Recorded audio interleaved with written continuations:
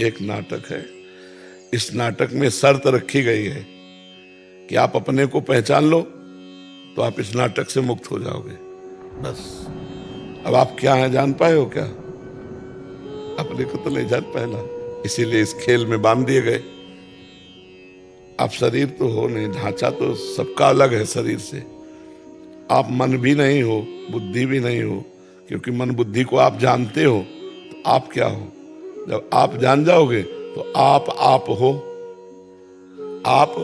आप ही हो, जानत तुम्हें बस मुक्त हो गए, खेल से मुक्त हो गए। अब इतना कह दिया तो 2 मिनट में, लेकिन पूरा जीवन निकल जाता है इसी को समझने के लिए, पूरा जीवन लग जाता है इसी में साधना करने के लिए। नाम जप करो, ये एक नाटक है माया का, जगन नाटक वैभवा। एक परमात्मा अपने आप को अनेक रूपों में खेल रहा है। माया का नाटक मतलब जो है नहीं, बस दिखाई देता है। एक दिन सुदामा जी भगवान श्री कृष्ण के साथ समुद्र स्नान करने जा रहे हैं। यार दोस्त, तुम्हारी माया सुनते बड़ी विचित्र है। माया क्या है? भगवान ने कहा पहले समुद्र स्नान करते हैं, फिर बाद में बताएंगे। गए, जो सुदामा जी ने डुबकी मारी, उन्होंने देखा कि एक राज्य में पहुंच गए।